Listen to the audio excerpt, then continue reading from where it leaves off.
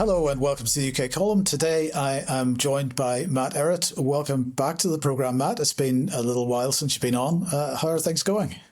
Oh, hi, Mike. It's always a great pleasure to join you, and yeah, keeping busy. The world's giving me a lot to think about, so I'm having, at the very least, an interesting time with our crisis. I don't know if it's necessarily optimistic, but it's interesting. Well, of course, most people know you live in Canada, and Canada clearly in the process of being encircled at the moment as Trump aims to get hold of Greenland.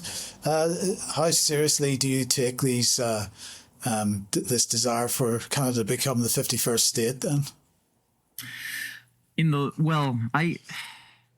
I try to think like an oligarch. I try to put myself in the shoes of of one of these Dungeons and Dragons game masters who are trying to treat humanity like it's a board game. And there are games within games, and when you take a step back and you recognize, as we've all worked to do, the deeper conspiratorial undercurrents shaping many of the big developments throughout history, we realize that there are.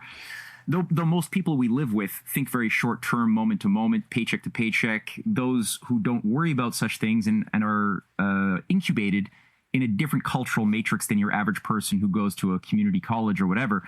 But if you're part of these upper echelon families, you do tend to get trained to think long term, deep past, deep future, and act accordingly. So, not saying that that's good. I'm just saying that that's what we're dealing with, is a quality of thinking that most average citizens are not used to dealing with. So on the short term, I don't think that necessarily I would expect to see Canada falling into becoming a 51st state. But in the longer term, I do see that perhaps as the consequence of, let's say, a manufactured blowout of the transatlantic system, which could and will, unless very drastic measures are taken, which I don't see currently, where and who is pushing the type of necessary measures that I know would be possible and necessary. I don't see it. So what I would see as a consequence of the lack of action, appropriate action, would be the breakdown of supply chains, the blowout of a major financialized speculative bubble in the period ahead. What day we don't know, what time we don't know, but we're living in it right now.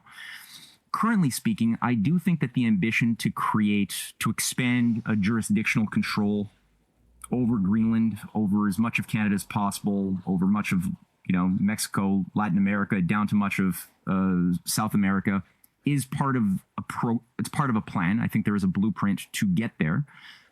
What the details will be step by step getting there is underdeveloped in my mind. I have many hypotheses, but I don't think that Carney is here for a reason. I think it's been many years of planning to situate him and to create the terrain that would be ripe to impose him as the replacement to a Justin Trudeau. I had originally recorded a segment back in 2013 when I had a podcast there going through the origins of the bail-in mechanism and Carney's specific role working at the Bank of International Settlements with Mario Draghi in formulating the bail-in regime.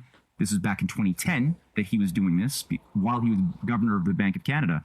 And I did a presentation where I made a point that it was as though he was being situated to be highly placed in a political position, the way that the media was portraying him as a great hero in the zeitgeist. The type of language was something I'd never seen used for a civil servant at any regard. So I got the sense even then that there was a preparation to impose him as a much more competent, albeit dangerous, high priest of banking. I think that his job currently is to play a very important role, a very highly valued role to his masters within the city of London and broader imperial structures. And I do think, though, that he was assisted, whether Trump knows what he did or not. I'm going to reserve judgment for the moment, but I would say that he would not have become the Prime Minister of Canada had the decision not been made to begin the language that Trump deployed to make Canada the 51st state, which triggered a subconscious fear factor embedded multi-generationally across most Canadians all over. Maybe not Alberta, but most Canadians have a fear of America. It's been baked in by design since the 19th century. And Trump or whoever wrote his speeches and created this plan invoked by design that, such that Pierre Poilievre, the conservative, not to say he was a good person, but definitely would have given people more to work with than Carney. He failed to succeed where all polls favored Poilievre before the election, and then after the 51st state comments began, then everybody was induced to rally around the big red comfort logo of the L, the Liberal Party L, and Carney, who was the embodiment, the archetype, who was going to be the great savior, just as he saved us in 2008, 2009, while he was running the Bank of Canada. He saved us from the banking crisis, and so he's going to do it again. And that's what happened. So I do think that there's part of a gaming out of planning factor in a lot of this, which most people I know don't pay attention to. Okay, so the reason I asked that question in the first place, of course, was because of his speech at Davos, which got all kinds of traction on social media and all kinds of people thinking that this was the most amazing thing that they'd ever heard. And of course, what was he talking about? He was talking about this idea of middle states.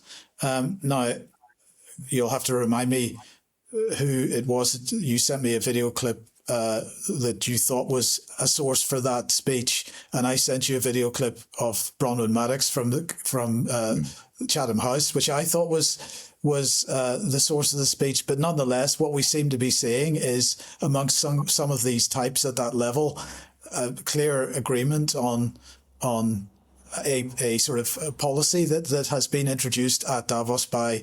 And Mark Carney is the mouthpiece for it, this idea of the middle states getting together to fight the two big beasts of the world, which is now the United States and China, of course. So I mean, what do you think he was expressing at Davos? And where do you think the policy has come from? The person I was hypothesizing was Jeffrey Sachs, who bragged just a little bit after Carney's speech at Davos. He bragged how proud he was of his former student and how he knew that as he was teaching a younger Carney that he had all of this great potential, and now he's seeing it manifest. What a proud mentor he was. So, there's that. But I think that this policy was largely formulated in its current incarnation in the ascension of Pierre Elliott Trudeau. And Pierre Elliott Trudeau gave a 1969 speech describing the new configuration of the middle power policy of Canada, because it is a middle power. It's not a strong power, but it has influence. And he said the policy, when he was asked, what is your policy objectives by a journalist, he said to create counterweights. That's all he said, very ambiguous. But what that meant was whenever the geopolitical Manichaean balance of the Cold War, which was premised around this dichotomization of, capitalism are the beings of light and freedom and democracy, and then communism is the authoritarian, anti-freedom, darkness, and everything had to always be sort of balanced on this game board, such that whenever the geopolitical point of gravity moves a little bit too much towards favoring, let's say, an advantage towards the communist authoritarian side, then Canada would take a leap and give its support to some policy measure of a Reagan or of a Thatcher or what have you to balance it out. And then inversely, whenever the gravitational center of balance would move towards the capital side, then Canada would throw, its love over to Fidel Castro or to the Soviets in the 70s, which was always the way Pierre Elliott Trudeau managed it. And I think that was part of a mathematical sort of cybernetics mechanism of control, of influence, to use Canada as an asset within a broader terrain to advance the agenda of those who control Canada. Now, people might say, well, isn't it Canadians who control Canada? Not at all.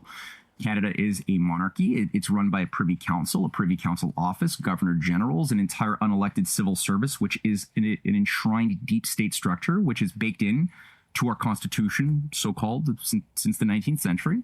Most policy decisions don't come from Canada. It comes from these groups and an array of think tanks that are loyal to the Roundtable movement. Like we have the Canada International Council, which is sort of the analog to the CFR, the Council on Foreign Relations, which is a big policy-making bureau. We have the Canada 2020 think tank, which was what created and installed Justin Trudeau and shaped much of today's Liberal program. It brought in many of the behaviorists around Barack Obama to play a big role in that as well in the 2008 to 2014 period. So, we have this whole subterranean mechanism that is loyal to systems of of transnational empire, far removed from anything here in North America, even though, and so what does it want? Well, it wants feudalism, it wants hegemony, it wants to get rid of the nation state system, which has been a troubling innovation over the past few centuries, which has resulted in giving the people a means of defending themselves from empire itself, right? Right. And so everything that I interpret the actions by those who are its devoted servants in political positions as tied to that general grand objective. Now, what are the greatest threats to said objective today? I think China and the Russian alliance together have provided a troubling disruptive influence of certain civilizational forces that are not willing to necessarily acquiesce to the depopulation reset agenda the way it was formulated in over many decades, and especially China, which has managed to keep control over its banking system. It avoided a major color revolution where many other nations failed. It expelled George Soros many decades ago, and has been able to unleash a type of paradigm of long-term anti-zero-sum thinking, which provides for large-scale infrastructure to be built that empowers nations who work with China, businesses, and people who also benefit by that infrastructure. Despite the slanders that we might hear from a lot of the three-letter agency-run media outlets that try to say something otherwise, the facts do speak for themselves. China did eliminate, a massive amount of poverty, 1 billion people pulled out of poverty in a relatively short time. And it's made that offer to the world, to the United States, to Europe, to many countries, to say, if you want to break out of the Titanic that you're on, shift gears and stop pushing war with us, and instead work with us on building projects that will benefit you and create a foundation of trust building and of other things. So far, we've been very hard-headed, and instead we've chosen to accelerate the economic, asymmetric, and other kinds of war in and around China. And I think Carney's current objective is to try to do his part in loosening the China-Russia alliance by trying to put a new kind of language to repair the broken relationship that Canada and China have had over the past decade. It was completely annihilated over, especially since 2017, when China realized what a dangerous beast Canada was, and they canceled their Canada-China free trade agreement, which was a decade-long plan, which they just canceled by simply allowing Justin Trudeau to land in Beijing. Nobody was there to greet him, and the same day he was forced to get back on the plane, fly back in embarrassment, thinking that he was there he was supposed to arrive as a hero, finalizing this long-awaited trade deal. A solid message was put forth saying that China is no longer interested in the offers of tapping into Canada's resources, which are abundant and underdeveloped. But that was the promise. If you work with us, we'll create all sorts of advantages and you'll be able to access resources that you need. But China, I think, recognized at that time that if they allow that dependency, then those taps could be turned off at the whimsy of those who would otherwise wish to destroy them. And they chose to instead keep their destiny locked in with Russia instead, even if they're going to be paying a little bit more than what was being offered by Canada. And I think, the Meng Wanzhou, Huawei scandals, the arrest of the two Michaels, all of these things were the consequence of these battles. A lot of, the Canadian government had come in, forcing China to disinvest from its various mining interests in Canada. So there was a very hostile battle, and I think almost a healthy battle that had occurred because of China's realization of what Canada was. But I think now with the new strategy, Carney is able to say to China and the Chinese elite, look, you're being bullied. We're being bullied. You have a hostile America on your backyard. We have a hostile America. We're different now. And Jeffrey Sachs has been sort of, for those who have noticed, for the past couple of years, he's been creating an intellectual terrain on the media circuits to try to persuade the Chinese intelligentsia that there is this healthier, Carney-like statecraft waiting to come into being that wants to work with you, which is more enlightened than the big baddie Americans. And to what degree that persuasion has been working, I don't know. But I think that is what is applied and what Carney is trying to do right now to basically provide to say, okay, look, we're gonna be able to work with China. We're going to have a new special relationship, and he's walking a fine line because it's a bit difficult with what the narrative has been built up to do in the U.S., which is the Trump's whole mandate. A lot of his narrative has been around the idea that China is our existential enemy that we have to mobilize our resources against, even if that means sanctioning Canada. So there's certain consequences to narratives that don't mesh, that are creating these interesting dramas, and I'm curious to see how that unfolds. So obviously Carney in China, what was it, 2 weeks before he went to Davos? Starmer in China, we were recording this, Starmer is still in China at the moment. Can China stand up to being propagandized by 2 such illustrious world leaders? China's got some pretty smart people running the show, and I would like to think that they've got a pretty good handle on the duplicity of these groveling schmucks who are. I really do think so. Now, does that mean everybody in decision-making positions is that wise? I mean, I wouldn't say that either. That people like Sachs have been working very, very slowly and patiently, building up followers.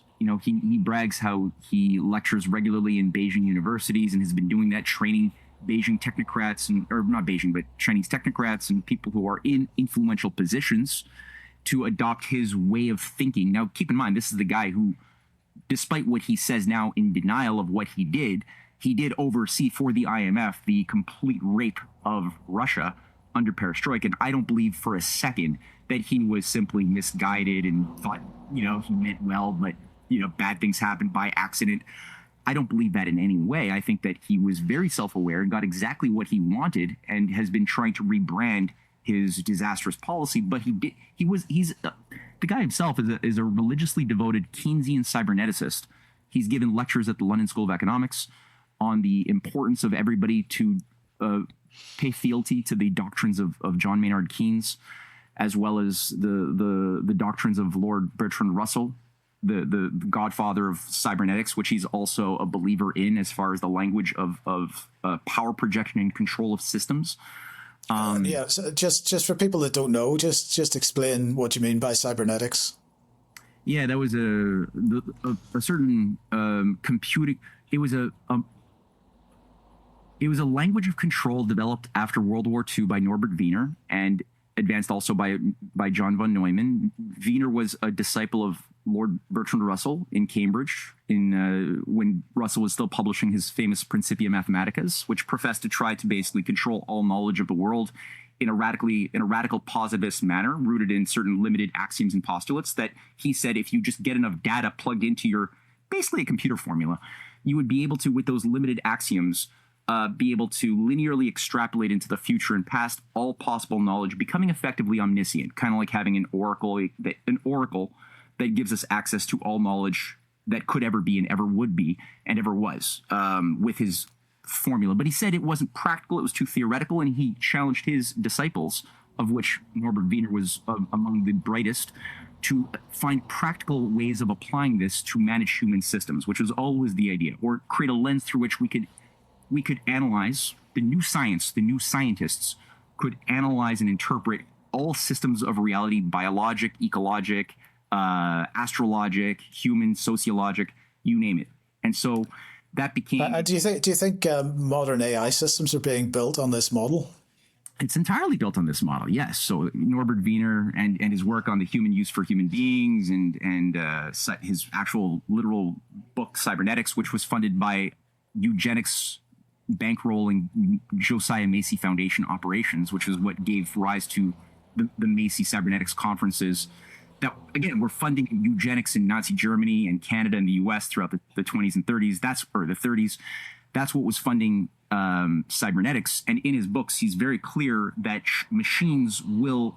Well, first he starts with the fallacy that the human mind is a form of machine that uses essentially computer-like feedback loops to a central mechanism that simply plugs in data into patterns. Where those patterns come from or what gives meaning to those patterns, in his mind, is metaphysical absurdity. Don't think too much about that, because that gets us into the realm we're not supposed to go as slaves.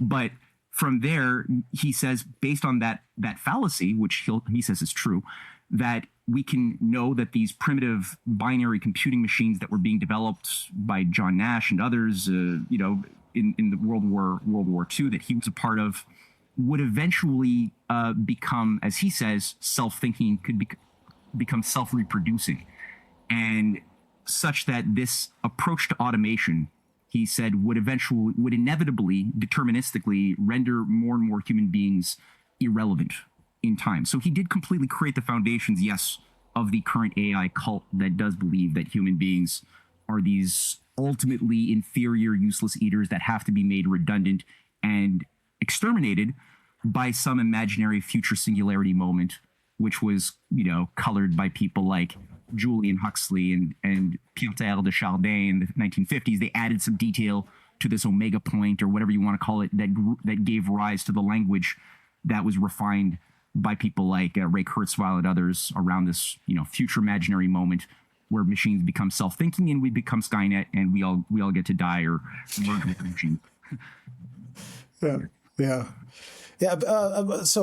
But China seems to be taking a slightly different approach to AI, and they don't seem to be quite so, or at least they seem to be putting more controls on the direction of travel that they're heading in with that particular technology. I mean, have you got any thoughts on that? Yeah, and I'd love to get your thoughts on that as well. But I've noticed as well, from my standpoint, what I've observed, I've been impressed by China's completely different approach to educating their people about the nature of AI and the responsibilities that the people have towards their own minds in dealing with something like as disruptive as AI. And so China's like, you can go to CGTN there and see many documentaries, many presentations where they're encouraging the reading of original texts to develop the philosophical qualities of wisdom within the minds of young people, who will then be able to see where are the limitations of the AI and where are its usefulness. So they're much more considerate in providing that understanding, whereas in the West, there is no such consideration. There's only brainwashing that's being messaged out to convince us that there is only one approach to AI, which is to wait for it to render you extinct, while you go on maybe drugs and video games to distract yourself while you're getting universal basic income, waiting to peter out, as an obsolete machine that couldn't afford to merge with Neuralink.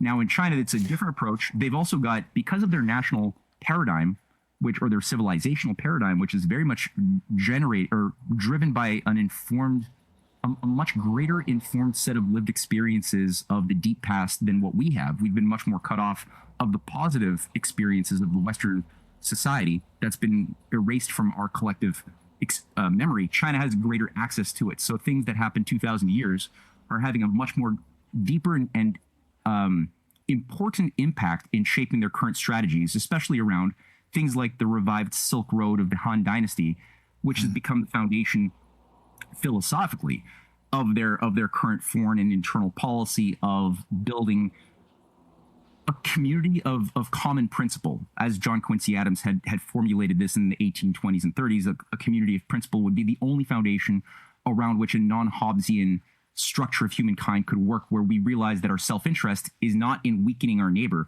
but in helping our neighbor, even if they're different from us, become better. And in doing so, our security, our power of having better business partners, of having more trustworthy neighbors will all improve, which is a truthful thing that, again, we used to have more access to it in saner times in the West, but we've lost it. China, which does have a revival of that, they have national goals that define the behavior of their economy, of their governing class. So they have things like, if you look at recently, they built one of the third largest dam in the world, hydroelectric dam. We haven't built any hydroelectric dams in the West in probably 50 years, since the 70s. China's built, I think, 7 of the 11th biggest dams over the past 30 years. It's all China. And some are really big. Now, this one that I was telling you about, the third biggest in the world, it's massive. It's going to improve the quality of life of so many people, provide abundant electricity, flood controls, you name it, fresh water access, all sorts of good things are happening. But almost no human beings were involved. It was entirely organized by automation a highly organized AI managed system of machines working, and you had some, but very little human input. But that was machines at the service of the needs of humankind, because it is very dangerous. You don't want to necessarily put people, if you don't have to, through that type of hostile environment working on dams. It's very dangerous, again, very arduous. That, in my mind, is a very good use of AI. But if we don't have a society that has any big visions, big missions that define our next generation's better living standards, which we don't have, then AI will increasingly just be used to pacify, entertain, distract, and control, as I think our static society that's been floating on too many years of consumerism as a drug have allowed ourselves to sort of, we lost that idea of John F. Kennedy's think about the next generation, think about the next 5 generations, which China still has very strong access to. And to the degree that you do, I think all of those dual use technologies, as AI is one of them, include the atom and atomic power being another one, would be typically used to service that future goal. If you don't have that, then these things will be used typically for more destructive ends. Let's just this might be a little bit diversionary, but let's just talk a little bit about the Western view of AI. And the way I'm seeing this, I'd be interested in in whether you think I'm even close to the mark here. But how it seems to me is that we during 2021, 2022, during the lockdown period, we demonstrated to people what life would be like sitting on their sofas in front of the television, watching Netflix all day. We paid them to be at home by putting them on furlough schemes and so on.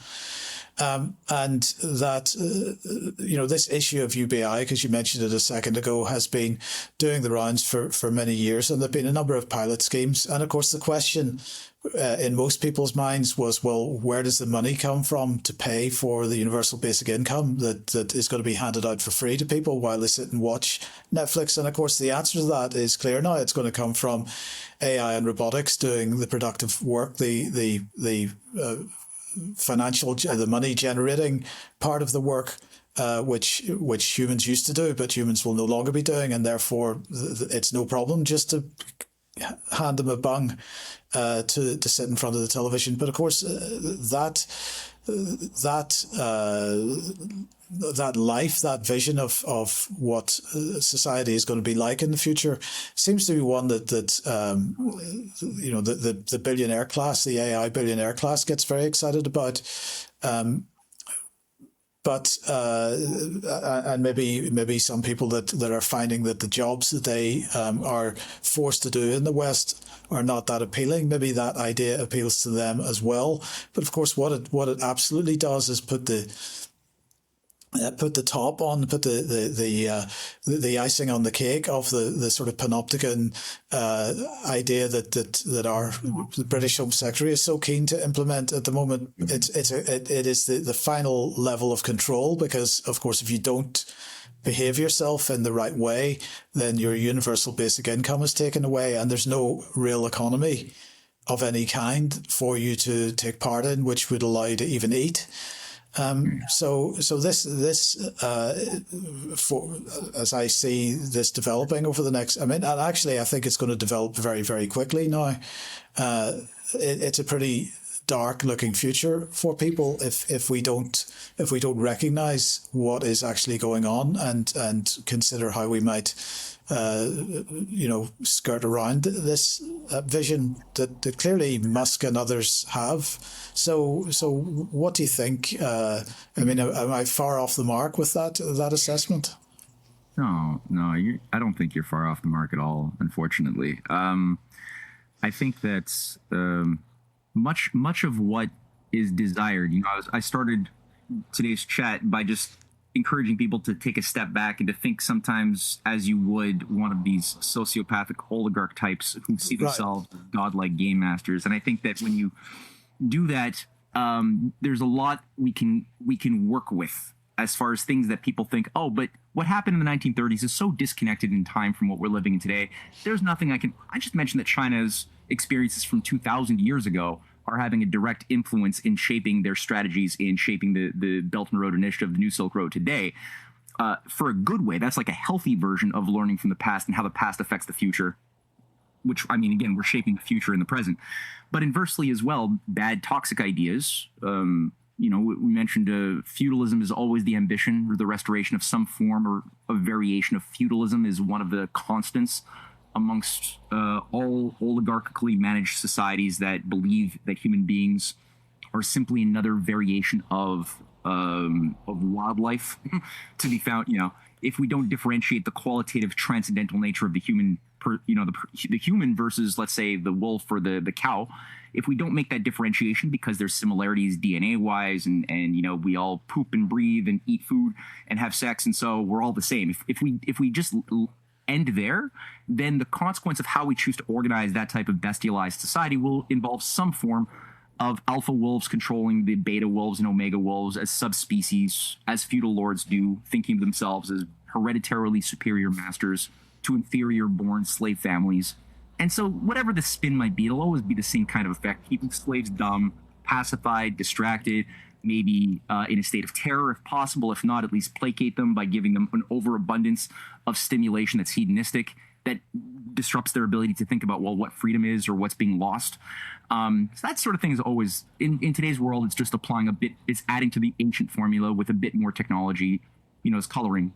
But in the 1930s, as you mentioned, Elon Musk, his father, or his grandfather, Joshua Haldeman, I think was part of something which is it didn't disappear, let's say that, after World War II. And that thing that Joshua Haldeman, Elon Musk's grandfather, was involved with was Technocracy Incorporated. And anybody looking at the maps of the Technocracy Incorporated, which was an organization set up in 1932 to solve the Great Depression by this guy, Howard Scott. And the idea of this was to simply say, let's get rid of the elected class, let's get rid of the capitalism, it's just corrupt by its nature, and let's create a society of engineers from the top managing regional technates, with the North American technate being part of their study guide. That was sort of the Bible of the Technocracy Incorporated movement, which again, Elon Musk's grandfather led in Canada. He was the regional director of Canada for that movement. It was quite influential. They had 500,000 members in California alone. It was quite big and getting popular with the despair people were feeling and suffering from the Great Depression. And part of what they wanted was essentially a program of UBI energy credits that would be premised around the notion that you could calculate all consumable goods and the energy associated with all consumable goods and how many people there are consuming those goods, which will be subdivided mathematically to provide credits for the course of the lifespans of those people. Now, what determines the lifespans of those people? And, that's up for question, because this organization was also full of eugenicists who promoted the idea that human beings were just a form of machine, and like machines that can get rusty and obsolete, so too can humans, that you should put in the dumpster when they're too old. So, but all that to say, they sold themselves as a pacifist, the absolutely pacifist organization, yet at the same time, not so genuine, because if your borders are going to expand to Greenland, Canada, Mexico, most of Latin America, Venezuela, Panama, Nicaragua, most of Colombia, if that's really what you see your jurisdiction, those countries are probably not going to just lay down and do it peacefully. So your pacifist, things are probably a lie. That being said, they didn't have the computing power available in those days to properly take the data or calculate the type of data they wanted to. And so it kind of was left in a too ambiguous realm and couldn't quite get the type of hold that Joshua Haldeman and others wanted. By the way, the guy who actually shaped this was a fellow by the name of Thorstein Veblen, who was a... Well, I was going. Sorry, you'll go on with that in a second. But I was just going to ask: are there parallels to the shape of things to come? Actually, yes.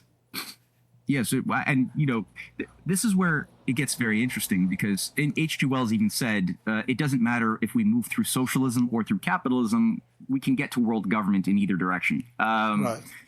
And H.G. Wells was a leading Fabian Society thinker, as people know, a big eugenicist. and was also somebody who was sort of a partner, an intellectual partner, dance partner in so many ways with both Julian Huxley as well as Bertrand Russell.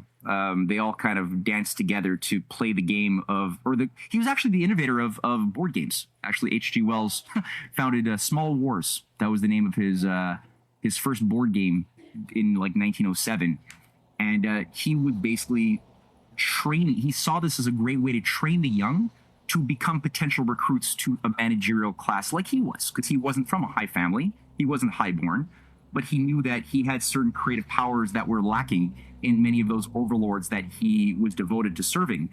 And was very frustrated by the rigidity of the old hereditary classes, and was trying to get them to loosen up a little bit and open up and realize that they need to find ways of making the creative process available to young people in a way that also awoke a sense of wolf-like Hobbesian zero-sum feelings in young people who, by playing these games that became things like Risk and Monopoly and the wars games, would create a psychological framework out of which you could more easily recruit talent that would be useful for managing the type of thing he lays out in his world brain and open conspiracy programs and other things like that. So I think additionally what you said about the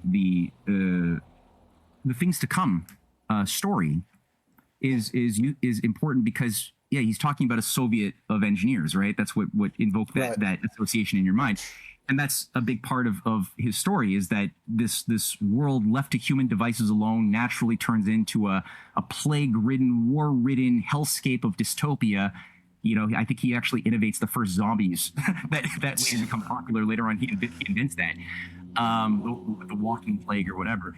And the only people to save the day are these Masonic engineers, the wings of the world that emerge out of the skies to save the war-ridden, sovereign nation-state-ridden world by imposing a higher order from above, which is exactly how Thorsten Veblen was thinking when he called for a mass strike of the engineers in his program for the Technical Alliance. That was a branch of the John Dewey's New School, set up in 1919 as a Fabian Society outlet in New York. This generally was staffed by a lot of figures who went on to create the Council on Foreign Relations in New York in that same 1921 period. Walter Lippmann played a big role in New School as an outgrowth of Columbia. And Thorsten Veblen, again, he was the master mentor of so many of these young disciples like Howard Scott, and he also worked with the Workers of the World's Unite to create data sets that involve psychological profiles as well of the workers, to see what do they want, what are they stimulated by, what are they afraid of, what are their corruptions. So it wasn't just simply energy credits or energy data that they were accumulating, or agricultural data, though they were doing that. They were also looking at psychological profiles for their idea of managing human resources.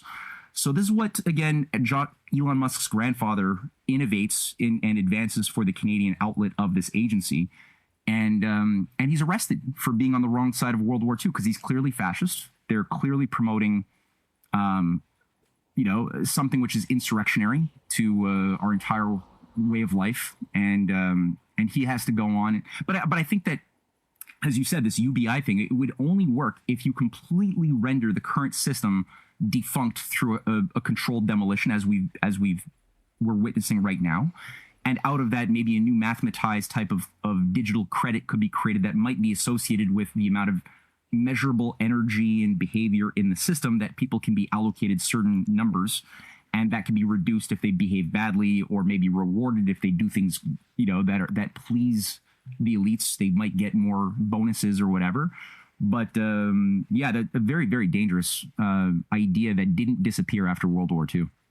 And I mean, what you've just described in the last couple of sentences there was, I suppose, something that we could call social credit.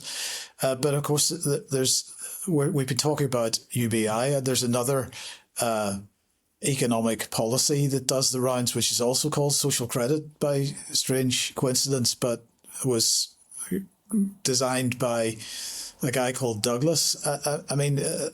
I see a lot of people pushing that idea. as a potential solution to our economic woes. But to me, it just looks like UBI in other guise. It is. It absolutely is. And I've seen the same thing. There's a big discussion around social credit in Canada because Canada is one of the few places where it actually gained political power in the 1930s and 40s and 50s. Actually, in British Columbia, it was the dominant political party from 1952 until 1991, except for 3 years. In Alberta as well for many decades. And there's still a certain romanticization of what this is as a philosophy, as a system. But sure enough, you're right. When you do look at Major C.H. Douglas, who was himself a disciple of a certain occultist by the name of Alfred Richard Orage, who was a high-level theosophist, who was a Luciferian, who ran a magazine actually called New Age. He was a Fabian Society member for a number of years. And he's the one who actually he gave the term to Douglas, social credit, to define Douglas's system, because Douglas was publishing in his New Age magazine from 1919, 1920, 1921. And in the Mechanical View of Economics, published by Douglas, he was still trying to find a name for this ephemeral thing. And it was underdeveloped. It was like an undefined idea, but in general form, and this is where Orage says, I got the word, it's social credit. And so he gave it that label. Orage, by the way, was also the disciple and personal assistant to Gurdjieff, another famous occultist who people studying occult espionage and black magic would have encountered Gurdjieff's name. So, well, sorry, I don't want to interrupt your train of thought too much, but I'd just like to go a little bit deeper into Gurdjieff, because, of course, if anybody is aware of him at all, it's because he produced a book that's got a quite a famous title, Beelzebub's Tales to His Grandson, which if anybody's seen it, I don't know how anybody actually reads it, but that's a whole other issue. But I mean, what was his relationship to intelligence and these kinds of operations? Okay, for that's such a big one. Let's put that as a schedule future chat about that. Yes. For the time, because this is an important idea of the social credit thing. I don't want to, and we don't. I don't have a limited amount of time ahead of us here. So basically, what Douglas did is he serving this network around Orage. So Orage breaks away from the Fabians. People need to know this if they want to understand social credit in 1919 that emerged, or 1920. They need to know what happened in 1912. Why did Orage break with the Fabians? Because he didn't break by himself. There was a controlled sort of bifurcation or splitting off. That's what these occult agencies always seem to do, is they break off in these little disputes, like a hydra with many heads, to create these controlled dialectics. They always create not in ones, but in twos. So they create a left hand and a right hand controlled dialectic, and then they get people to get gravitationally pulled into the debate of, do you want Fabian socialism, top-down state-run controls that completely don't care about really human free will and personal agency so much, like that's all sacrificial to the greater collective concepts? Or do you want some form of bottom-up spin on proto-libertarianism where only the individual matters and not really the collective? That's an absurd, ephemeral idea, but it's all about the individual. Now, in the case of Orage's network that Douglas was a part of, what they did after he split from Fabianism is he started promoting something called guild socialism, the idea of devolving power to local communes. And in Douglas's writings and his many speeches, he makes the point that not only should, in an abstract sense, power be devolved from the nation state, which he doesn't even believe should exist, is he says nation states actually should not be tolerated because they're outlets of corruption and control. We should devolve power, as well as he says that, and I've got a big quote from him describing how industrial civilization itself is a corrupt aberration, and that we should go back to energy intensive forms of artisanry. So you could see clearly the fault or the thoughts of people like John Ruskin and William Morris, who were sort of the founders of this guild socialist, pre-Raphaelite romanticization of medievalism, pre-nation state medievalism, pre-Renaissance medievalism, which is influencing Orage. It's influencing Ruskin and Morris are everywhere here. So they're creating this idea that, okay, if we just had these beautiful little utopian communes without advanced technology then we would all have liberty and freedom, and we would have progress and abundance, and naturally, again, it gets very, very, it's like magical thinking that people will just organize into self-organized systems, and then progress will happen, corruption will disappear, and we'll have this future that's great. But planning is bad. In any type of role of a nation planning something for the future, as China is doing now with the BRI, or as the U.S. had done under JFK or FDR or whatever, or Lincoln, that's bad. That should be eliminated. And so, yeah, he was marketing his stuff actually, just like Keynes was actually propping him up. So John Maynard Keynes, another Fabian, who was all about top-down planning, was actually propping up Douglas by citing him in his general theory. Both Keynes and Douglas were writing letters to the Nazi high command, to Hitler directly, which is all available, both Keynes and Douglas, marketing their systems to the Nazis, making the point that the Nazi type of governing system is ideal for each one. Now, the problem is, the irony is that each one appears to be opposing. One seems to all be about bottom-up emergent self-organization. The other one's all about top-down national planning, but they're working together. It's a controlled dialectic, and they both correctly identify that their systems. And it actually wasn't a letter by Keynes, by the way. It was his preface in his German edition of the 1936 General Theory. For those who might want to say, hey, he never wrote a letter. He wrote the General Theory, the preface, and he says it's in Hitler's Germany that you would find the best application for my system. It doesn't work under democracies. So you got this thing, and the fact that Joshua Haldeman is moving from Technocracy Inc., which he's running for until he's arrested in 1940, and it's made illegal because now we're in World War II. He immediately goes on to become the head of the Social Credit Party of Canada, or of Saskatchewan, sorry. And he does that from 1943 up until 1949. He's running for office, and he's pushing social credit, which you would think is the opposite of what he was pushing with Technocracy Inc., or earlier when he was working for 3 years as the head of the Fabian Society of Canada, which is what he did from 1933 until 1936, is Joshua Haldeman was the head and founder of the Fabian Society of Saskatchewan, which meant he was directly receiving orders, or at least working with 5 Rhodes Scholars, who were the founders of the Fabian Society, many of whom were pushing eugenics anyway, and the replacement of capitalism and democracy by a managerial class of elites. That's what the Fabian Society wants and always wanted. And their Canadian branch became known as the Cooperative Commonwealth Federation. That became known as the NDP today, the Orange Party, which is the middle party. And it merged in the 60s with the Liberals. So they pretty much became one thing. And I mean, I say merged, they still exist, but pretty much all of Pierre Elliott Trudeau was an NDP technocrat, and he basically went with all of his fellow NDP technocrats and became liberals to gain political power. So I'm saying that, they didn't merge officially, but they merged in essence.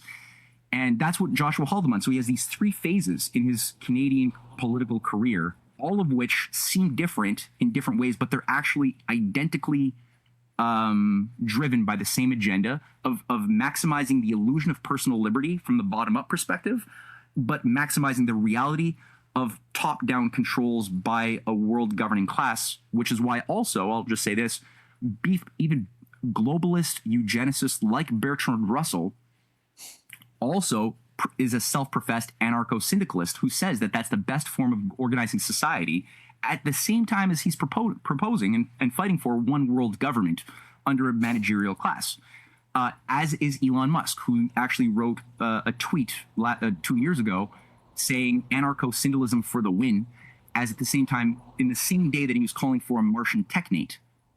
So you've got the same language, the same naming protocols as well by Elon and company, who are all transhumanists. They think in the same terms as those I was just referring to, as far as human beings being machines to be merged with other machines if they want to stay relevant, because we're inferior biological machines. They promote the idea of drugs and video games to distract the useless eaters who will be made irrelevant. And, Peter Thiel, Elon, who were incubated in South Africa, where Joshua Haldeman went in 1949 when he got too exasperated by the lack of acceptance of his doctrines. He went to the freest place in the world and began promoting. He became essentially a promoter and a publisher of conspiratorial anti-Jewish narratives of, republishing the Protocols of Zion, which is what Major Douglas was also promoting with Araj, as well as the Canadian Social Credit Party, which was the only party to impose eugenics as well, and support eugenics and sterilization of the unfit, especially natives, but across the board in Canada. In the 1940s, 50s onward, they were also promoting, they were the only political party promoting and publishing the Protocols of Zion that are provable forgeries cooked up by the Theosophists themselves, decades earlier. And that's what Elon Musk's grandfather is also citing and promoting in South Africa, which is he's arriving at the beginning of apartheid, which, I mean, I hope I don't have to say anything to the audience about why that was a bad idea. But that's where Elon and Peter Thiel are incubated and are grown out of this sort of like Nazi utopian environment of districts and, identity cards that give people mobility rights or don't in South Africa. That was what was done under a very, very, I would say that there's probably a lot of unreconstructed Nazi controllers who are probably active managing that shit show that inspired Elon's grandfather and father and probably himself to a certain degree, I would say. Yes. Wow. Where do we go from there? I could say more, but I think but here's the thing, right? Like a lot of people, they want to believe so badly that, Elon is this great genius that, Tesla, you can even say a word about that too, right? Like the fact that Tesla was also in New York in 5-star hotels in the 1920s.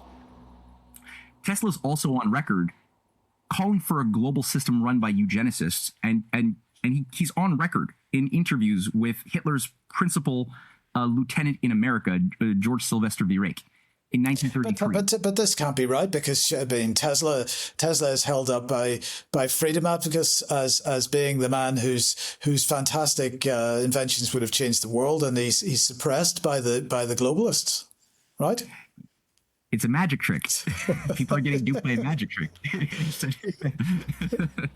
But yeah, no, it's actually, it's a big part of my book on Rosicrucian Golem here. And I tell a lot of the story about the interfacing of Tesla and these technocrats and eugenicists as part of a big magic trick that is transgenerational in its effects. The idea was not to necessarily act upon the world that they were acting on, but to create a narrative foundation that would obscure the source of real discoveries that were misattributed to a Tesla as a cardboard synthetic, sort of self-identified human automaton. He didn't believe he had a soul. He didn't believe that souls existed. He believed that he was a machine that had been endowed by special clairvoyant powers to see things from the beyond. So he had a sort of mystical self-identity that made him perfectly pliable, because he was very much full of himself too, as was people like Isaac Newton and other Rosicrucian-affiliated pseudoscientists who were marketed to the world as being the great sources of the discoveries that were actually made by real engineers and scientists who were being creative, but whose ideas had to be stolen and repackaged and attributed to somebody, right? In this case, it was Tesla. For most of his ideas, you could find them actually sourced by other greater minds than he. But he had handlers, he had managers. I mentioned here George Sylvester Viereck as the guy who went to jail because he was Hitler's top lieutenant in America, working to spread Nazi propaganda all across the United States with senators in Congress that were on his payroll. And this is the guy who Tesla practically lived with and wrote poems, weird poems in homage to the greatness of Viereck. Viereck is one of the first people, if you read his writings in 1933, exposing the Federal Reserve. He sounds like Alex Jones. He sounds like the type of Eustace Mullins conspiratorial narratives that we here tend to encounter. But the reason why is Eustace Mullins was the disciple of Viereck. Viereck himself was a disciple of Crowley. They were doing black magic rituals in Long Island together, openly. And there's books that have been written about their association. So you got one degree of separation between Aleister Crowley, a British agent, a British secret agent, 666 in America, organizing to pull the USA into World War I. He's still at it in World War II, building up a whole network of occult black magicians, pushing fascism, which is also at the heart of fascism in Nazi Germany, is a black magician class of Thule Society, New Templar freaks, trying to invoke demons and usher in an age of Horus or an age of whatever Odin for a 1,000-year millennial Reich. So you got these same networks everywhere overlapping each other, and you've got these things like the blue shirts of Adrian Arcand working with the Social Credit Party. The Social Credit Party Sorry, I'm just spewing out stuff here. But anyway, the Social Credit Party, they are the green shirts. They actually have berets, and they have a whole, fascist-inspired uniform system called the green shirts. They're working with the Adrian Arcand blue shirts. They're sometimes at battle with the black shirts of Oswald Mosley. But they're all kind of like the Technocracy Inc. are the gray shirts. They actually but look, the grandson of Oswald Mosley is currently head of Palantir UK. So again, we've got the connections back into the Technocracy once again. So these people never stray far from they're never too far away, are they? They're never too far away. They like keeping this in the family. And I think you mentioned to me the other day that you got the MI6 director as well, whose grandfather had some peculiar relationships in Ukraine in the World War II period too, right? Absolutely. So we never have to go too far. Look, you said you were just spewing stuff out there, but actually, this stuff is really important to understand because we are in a world where we have these types of networks apparently at each other's throats. On steroids, how are we to conclude this for today, because this conversation needs to continue. But how do people decipher or get a picture of modern events, of current events, and the types of people that are appearing to be at each other's throats when in fact they're working ultimately to the same agenda? How are people supposed to interpret what they're seeing in front of them? I mean, I think if they're watching this show, they're already in a pretty good place as far as progress to wrap their minds around things that they've been told are unthinkable. No, we have to go to the places that we're being told are forbidden in this realm. So that's a good start. I think that what I've tried to do with my wife Cynthia is make a lot of these seemingly complex, but actually not super complex ideas as intelligible as possible through our books that we've published. We've done the Clash of the Two Americas book series. It's 4 volumes, The Untold History of Canada. I wrote that over the course of a decade. That's 4 volumes of reconstructions of Canadian history. They're all short too. They're not too long. And our Science Unshackled books, our Revenge of the Mystery books, Mystery Cults, Cynthia's books on the Black Sun. Any one of these could be a good entry point to begin. I would. Not to toot my own horn, I just think that that's why we did them. So you're asking. Oh, you're welcome to toot your own horn. I mean, this is this all helps. I feel sometimes it's maybe a bit presumptuous of me, but we also do a lot of documentaries, and I think the thing to focus on is where did the oligarchy fail? Because the way a lot of the conspiratorial research is framed that is available and has become very popular, especially in the post-COVID age, is to map out all of the ways the oligarchy has gained power, enjoyed forever power, has been evil, doing evil. But there's very little focus on the times and moments in history where they've failed to succeed what they want to do.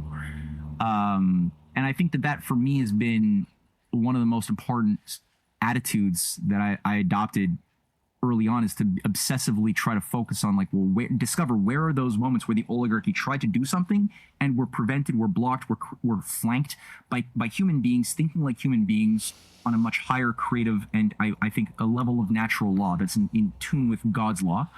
I mentioned the Chinese flank of the Han Dynasty's their creation of the Silk Road of 2,000 years ago was one of these fantastic ways of breaking free of its system of controls by a high priesthood that wants to keep people fighting and divided and in ignorance. That was a great way of doing it, and it lasted for a while, but it was sabotaged eventually. There's different moments in history where I've tried to sort of zero in and shed light on where did the Crusades, which were supposed to have begun 200 years earlier than they did, how did greater minds, more dignified minds, like those allies of Charlemagne and Al-Cuin, who were part of the Carolingian world, work with their Muslim counterparts to create alliances and to create sharing of information with Jewish networks and Chinese networks as well from the Tang Dynasty, who were all able to collaborate, to work together to create an idea that our self-interest and our destiny is much more in harmony than at discord. And it's all tied to creating Renaissance movements. And so these things that gave rise to the American Revolution, the best of what Lincoln did, the best of what we saw in why did Hitler lose World War II when all of these bankers were funding him and all of these occultists were backing his movement? Why did that not succeed when it was supposed to? Why did they abort that? So these types of that way of thinking, I think, is just more valuable than simply mapping out the evil alone. But it gives your people the strength to see, well, where are the weak kinks in this very intimidating looking armor of this parasitical ancient evil? So there are weaknesses, there are insecurities that it has that I think are being acted upon in an authentic manner by many of those leading policy right now in China especially, but many of its allies are doing things that might be flawed. It's not the same. We didn't even talk about how this social credit is different from that social credit, which maybe that could be a future chat we do. Yeah, we need to do that too. Yes, absolutely. Yeah. But all that to say, it's like this is the sort of thing that I think would empower people to understand, like, what are the practicable options available, even if they are unlikely, because we've wasted time. Decades have been wasted in letting ourselves mentally and morally and physically entropy as human Western human civilization. We did that to ourselves. We allowed that, at least. I mean, you could say the oligarchy did it to us, but we allowed it as well. It happened with our consent. So, yes. It's more difficult than it would have been maybe when Bobby Kennedy was alive 60 years ago, but it's still practicable. We see that China has given us something to work with as far as a way of thinking about global self-interest and avoiding wars and what have you. But we have to just, I think, get over our prejudices, be more courageous in terms of thinking about what type of thoughts we're capable of lifting. It's like a gym, we tend to want to stick with the easy thoughts that are lighter, but those are actually useless and in the long run going to kill us.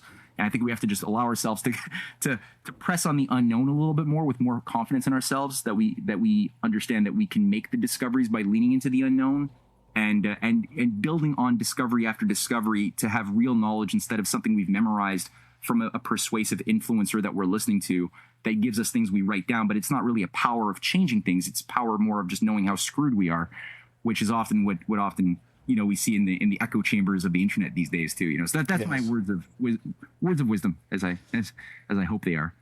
Okay, well, Matt, let's leave it there, because that's a great place to end for today. We've clearly got two programs more to do at the very least: the social credit versus social credit conversation, and also Gurdjieff, because Gurdjieff, I think I'd like to know a lot more about, and so we'll do that in the not too distant future. So look, thank you very much for joining us today, and we'll keep you posted on any responses. There'll be information about how to find Matt's work in the show notes, of course, so do support if possible, and thanks everyone for watching. See you next time. Bye-bye.